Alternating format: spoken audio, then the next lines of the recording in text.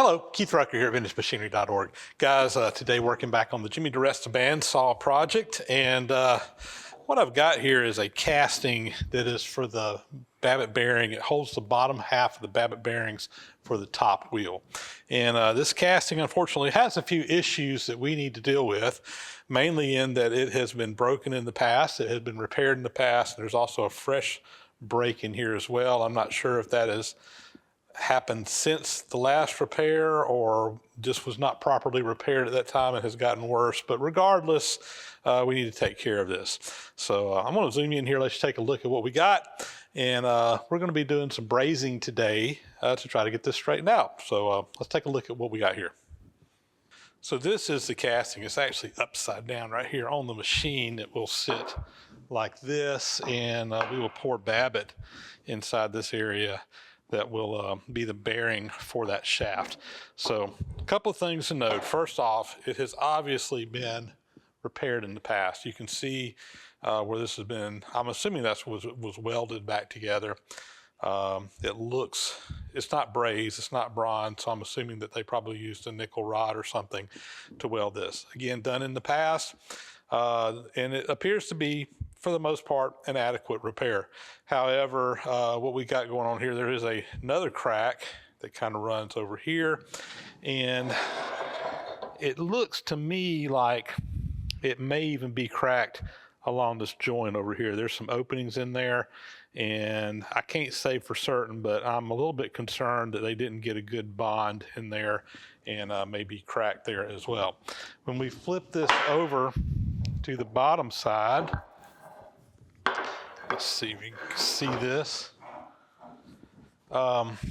Again, you can see the original crack. This is where some weld kind of came out the bottom. They didn't fully grind it out. They really didn't weld the bottom of this, they just welded the top side. It looks like they did weld prep there, but they never filled it in. And this is the new crack that we've got going on.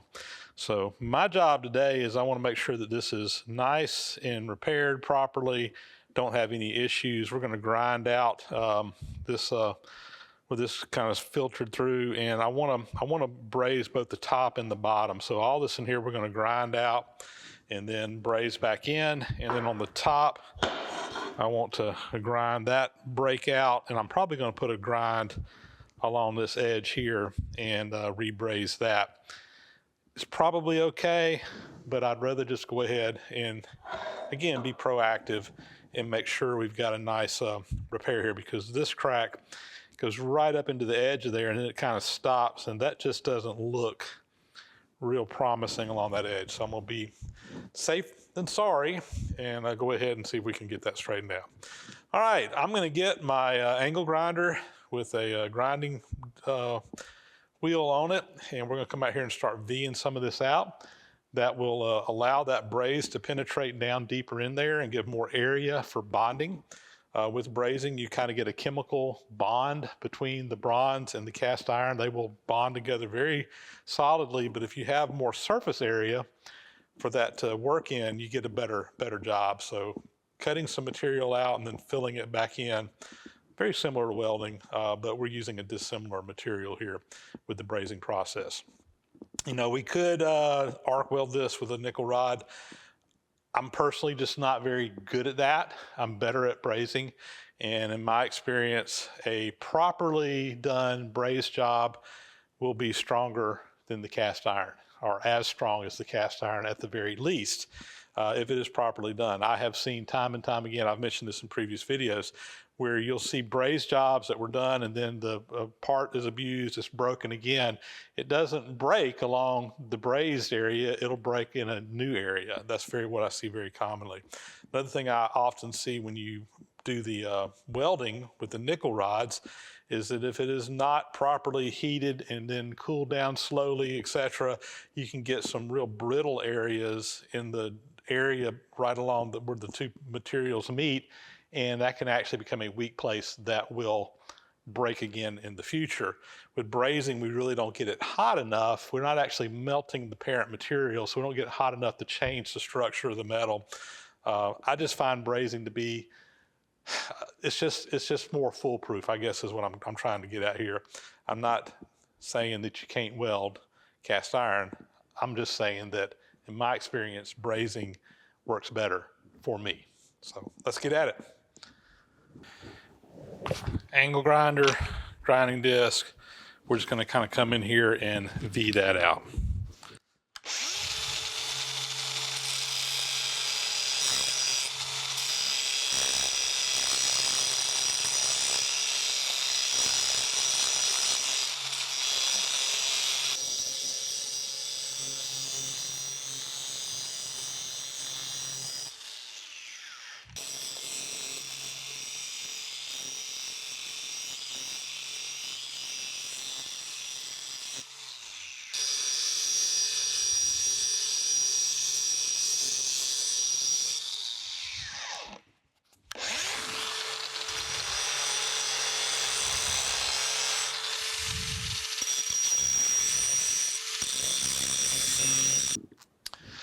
Can't really get my disc down inside this profile. I'm gonna probably just work on the outside. I may come in here with a die grinder and open that up, but I think I'm just gonna start with doing the outside. Now I think what I'm gonna do is I'm gonna put this up on a couple of fire bricks just to get it up off of the table. And what I don't want to happen is I don't want this table to be a heat sink and pull my heat out of this part. I want to keep my heat in this part, and we're going to take the torch and we're going to kind of heat the whole part up to get some temperature in there. I like for my part to be up around 500 degrees or so. For brazing, it's not really super critical. The main thing is that we want to have the whole part heated up. I don't want to just come in here and heat this area up right here with cast iron. That's going to cause that to expand. It's going to be cool on this end, and you can very easily cause other cracks to develop. Whereas if you bring the whole temperature up fairly evenly and where you have heat in the entire part, your chances of causing further stress fractures is greatly reduced. So that's going to be my game plan. Let me get everything set up over here to start putting some heat in here, and we'll get ready to start doing some brazing. All right, we're going to start with our preheat. I got a rosebud on my torch here.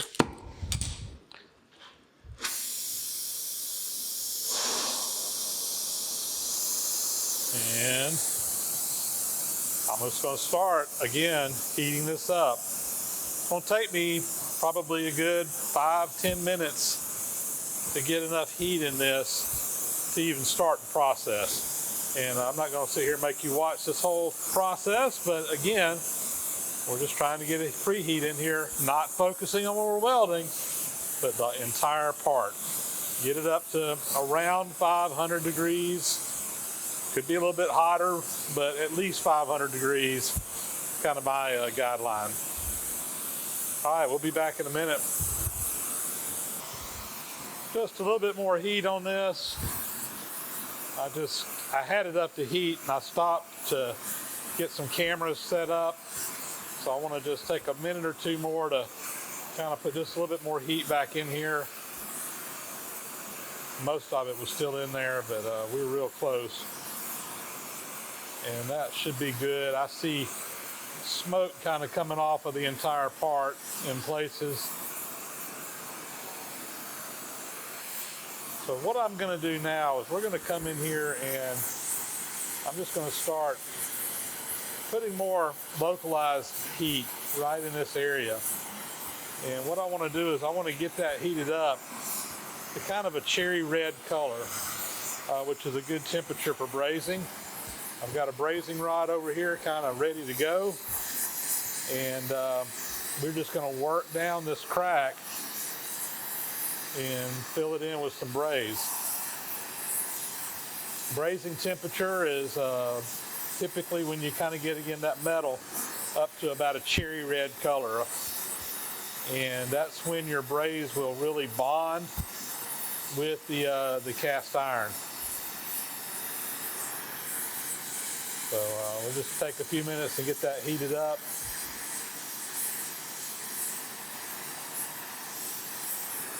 We're getting there, real close to temp there. All right, I'm going to come in here with my brazing rod now and kind of introduce it. I don't want to put the torch directly on the brazing rod. I really like for the material to kind of melt it in there. And what we're going to do is we're just kind of let that flow in there. And when it does, what I like to do is I kind of like to pull that torch off right after it kind of goes in there, because if you don't, the torch will kind of blow it out.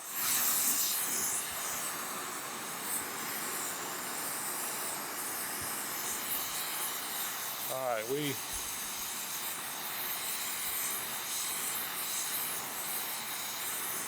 should be ready to start here real good now.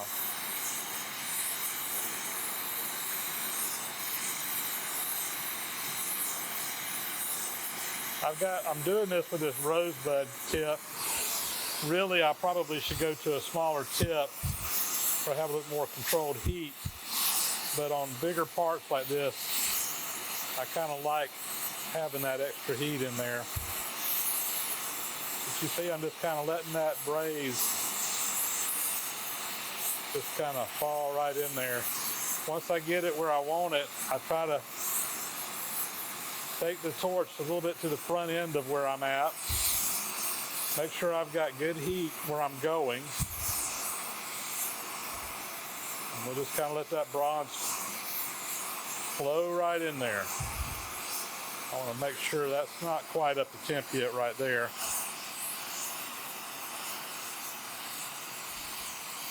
I'm concentrating my heat on the larger mass, which is the bigger piece kind of behind it.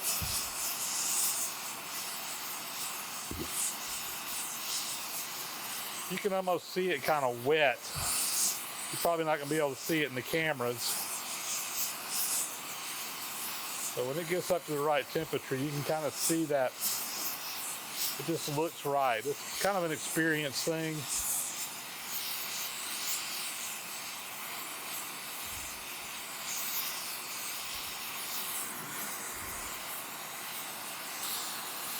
Now, one problem you have with brazing is that when you get on a area where it's kind of wanting to go downhill, it's going to want to go downhill. And you have to kind of pull your torch off. Whenever you get that where you want it, pull your torch off and let it kind of solidify. And we can reorient our part here in a minute to hopefully help with that a little bit as well. See, I want a little bit more over here, I think.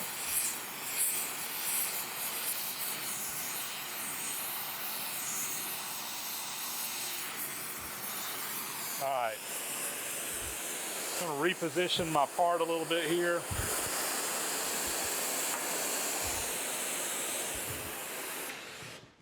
Just shut everything off to do this.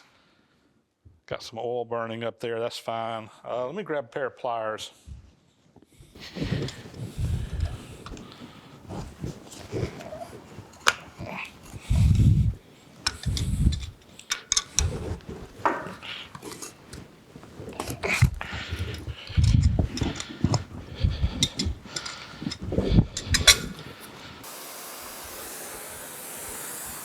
All right, I just kind of reposition things where I can hopefully get that braze cooperating with me a little bit better. I've got some braze that's in this area here. It kind of ran down in there, but it was too cold. It's not bonded. So I am going to kind of heat that up. Some of that's going to probably flow out. It might stay in there.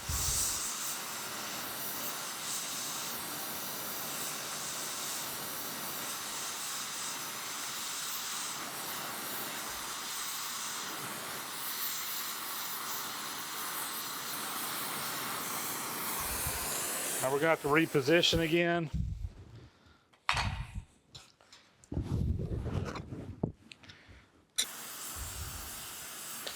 This is the other side from what I was just working on. So it's hot, but it's going to take a little heat to get it back up to where it needs to be.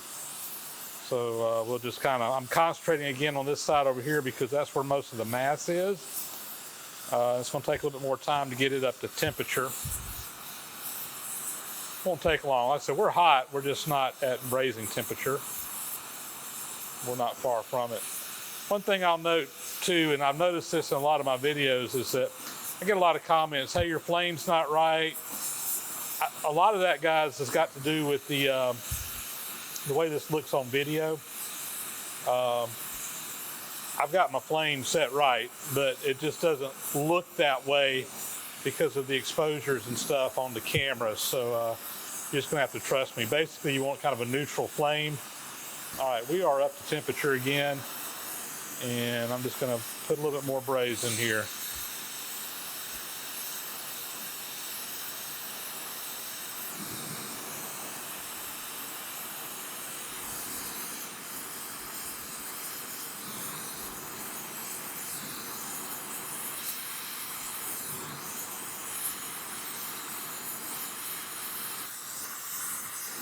I'm gonna come right over here.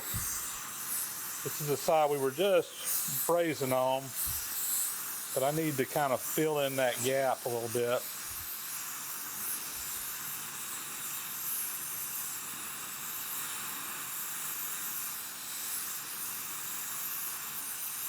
This can be kind of tedious. You don't want to get too much heat in there, or it'll just kind of melt away from you.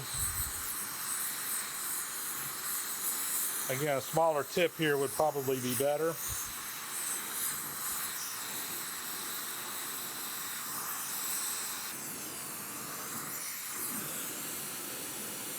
There's actually some trash in there. What this is there's a little pocket right here where the Babbitt melts up into, and that was where the crack started.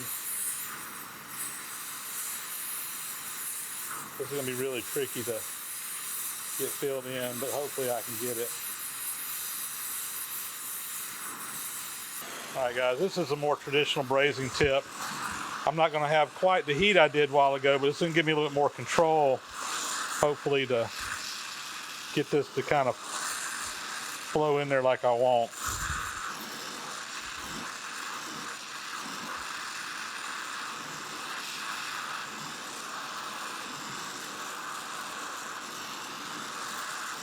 What I'm doing is kind of just as that melts, I'm pulling the heat off, and it lets it build up rather than just flow away.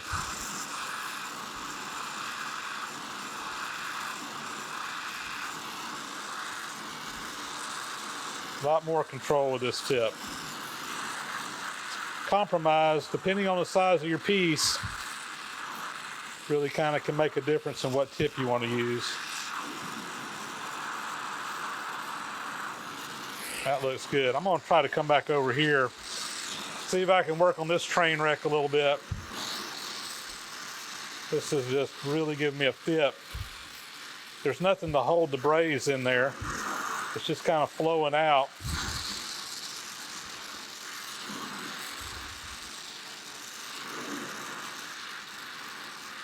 But yeah, I think I can get it with this tip here.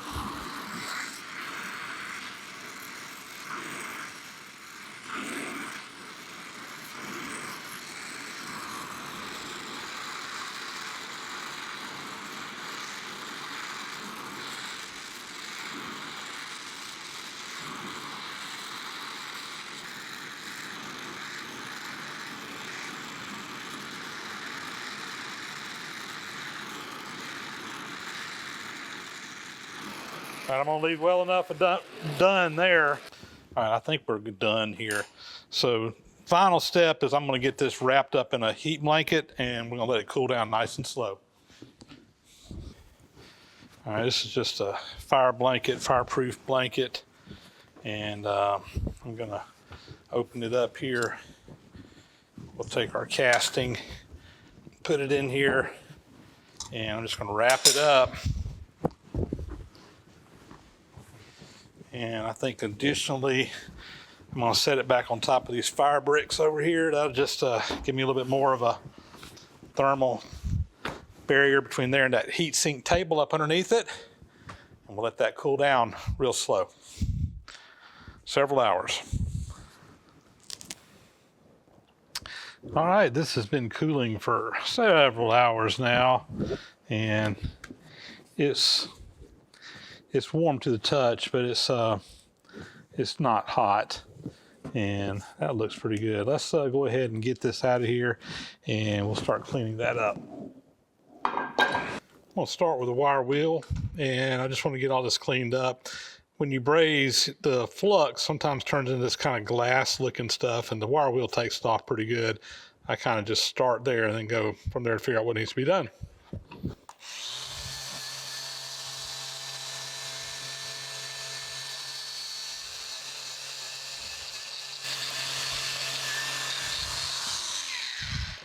All right, I think that came out looking pretty good. I'm gonna get probably a flap wheel and get in here, just kind of clean that up a little bit. And I think we'll be ready to get this thing get some Babbitt bearings put in there, which we'll be doing coming up soon. This is just a sandpaper flap wheel, and we'll get in here and kind of smooth things out.